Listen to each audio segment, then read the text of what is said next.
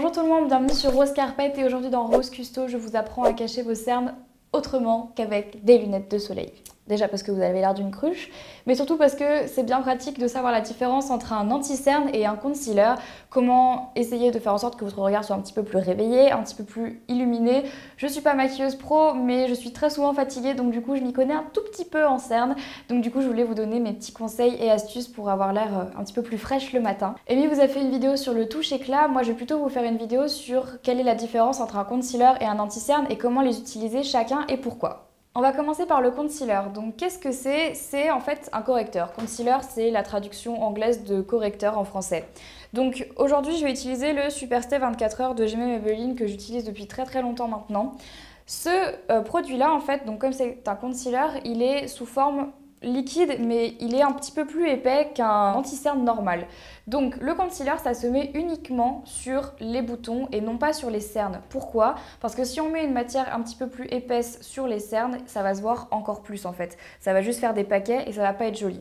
Donc aujourd'hui, je vais l'utiliser sur le petit bouton que j'ai là. Donc vous pouvez l'appliquer au pinceau, moi je le mets directement comme ça.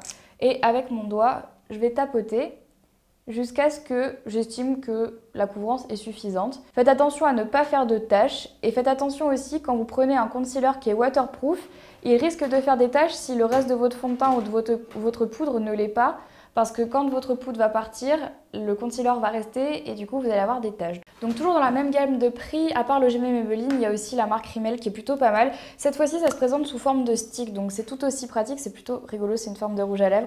Donc là pareil, soit sur un pinceau, soit au doigt, soit directement sur votre bouton. Donc là par exemple, je vais essayer sur les rougeurs que j'ai, je vais le mettre directement sur les joues. Donc là la texture est légèrement plus pâteuse que ce que j'ai utilisé avant, donc c'est un tout petit peu plus pénible à utiliser et à estomper, mais je pense que la couvrance est tout aussi bonne, voire presque meilleure que l'autre, donc à vous de voir ce que vous préférez. Donc maintenant on va passer à l'anti-cerne. Donc l'anti-cerne, lui, il a une texture un petit peu plus liquide et beaucoup plus fluide en fait que le correcteur qui est un peu pâteux et épais.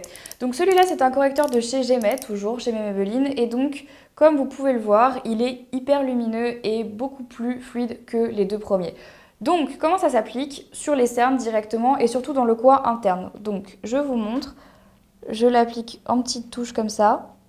Et j'insiste en fait là, sur l'intérieur de l'œil. Faites attention en fait à le faire bien avant de vous maquiller les yeux, hein, pas comme moi maintenant parce que sinon ça gâche tout. Et après, je prends mes petits doigts et je tapote toujours vers l'extérieur. Donc en fait, je repars à chaque fois vers l'extérieur et après je tire et je tapote.